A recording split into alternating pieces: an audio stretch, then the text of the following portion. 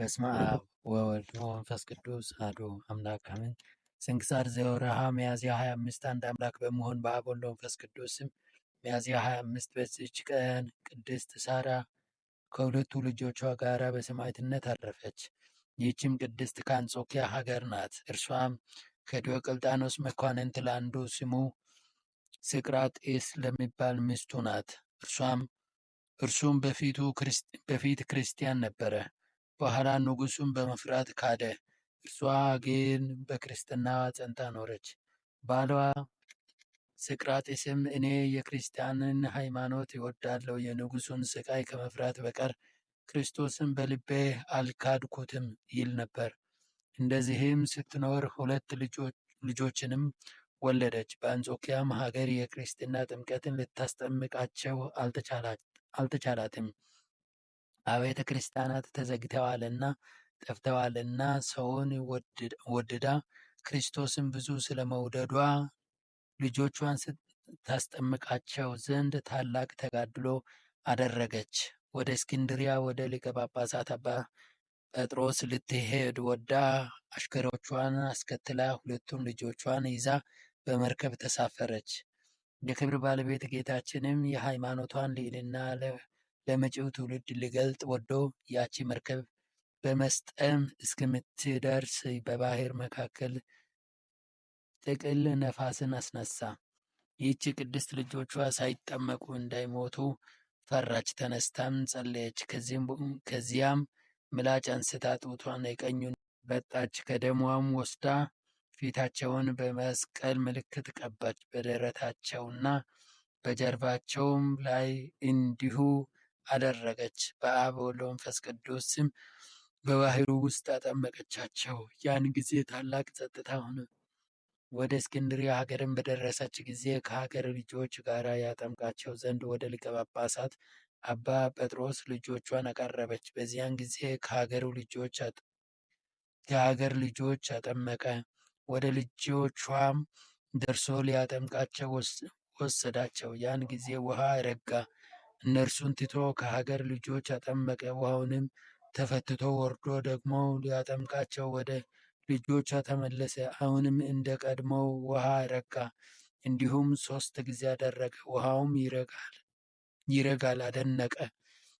እናታቸውንም አቅርቦ ጠየቃት። እርሷም ፈርታ ተንቀጠቀጠች። ከእርሷም የሆነውን በባህር መካከል አውሎ ነፋስ እንደተነሳባት ጡቷን በጥታ ደሟን እንደቀበቻቸውና በባህር ውስጥ እንዳጠመቀቻቸው ነገረችው። ስላደረገችውም ድፍረት በፊቱ ሰግዳ ይቅር ይላት ዘንድ ለመነችው። አባ ጴጥሮስም ሴትዮ አትፍሪ፣ ሃይማኖትሽ ፍጹም ነው። አንቺ በባህር ውስጥ ባጠመቅሻቸው ጊዜ በመለኮታዊት እጁ ያጠመቃቸው ባለቤቱ ጌታችን ኢየሱስ ክርስቶስ ነውና አይዞሽ አላት። ማጥመቁንም በፈጸመ ጊዜ ሥጋውን ደሙን አቀበላቸው። ይህችም ቅድስት ወደ አንጾኪያ ቤቷ ተመለሰች። ባሏም ባያት ጊዜ ይህን በማድረጓ ተቆጥቶ ወደ ንጉሡ ሂዶ ከሰሳት። ያደረገችውንም ነገረው።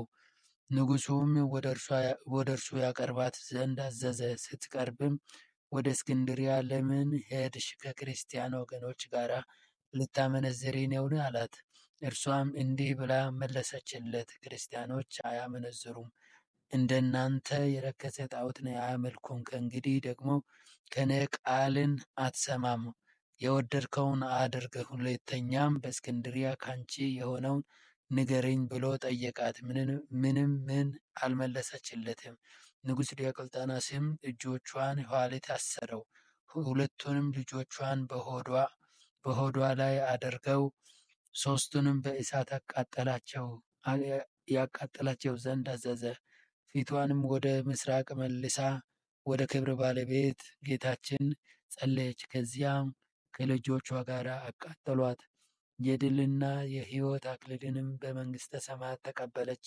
ለእግዚአብሔርም ምስጋና ይሁን፣ እኛንም በጸሎቷ ለዘላለሙ ይማረን አሜን። በዚችም ቀን የባሕታዊው አባ በብኑዳ የተጋዳዩ የቅዱስ ቴዎድሮስ የአባ ዮሐንስ ሊቀ ጳጳሳትና የ100 ሰማዕታት መታሰቢያቸው ነው። እነርሱም በፋርስ መከራ የተቀበሉ ናቸው። የዶራም መታሰቢያ ነው። በረከታቸውም ከእኛ ጋር ለዘላለሙ ትኑር አሜን።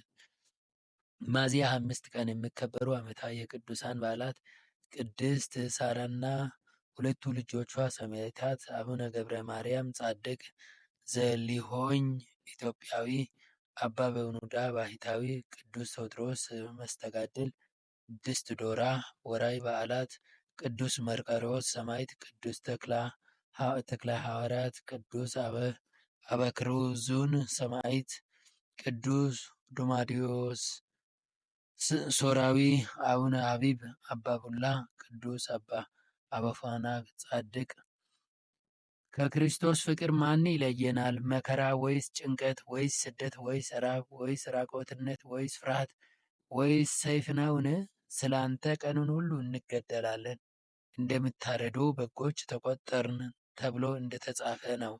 በዚህ ሁሉ ግን በወደደን በእርሱ ከአሸናፊዎች እንበልጣለን። ሮሜ 8:35-38። ጌታዬ ሆይ ከብልጽግናቸው ብዛት የተነሳ ብዙ መባ ካገቡት ይልቅ የድሃይቱን አነስተኛ መባ እንደተቀበለ ለሁል ጊዜ የሚያገለግሉ አእላፋት መላእክትን እያሳሰቡ በችግሬ ጊዜ የማቀርብልን ምስጋና ተቀበል።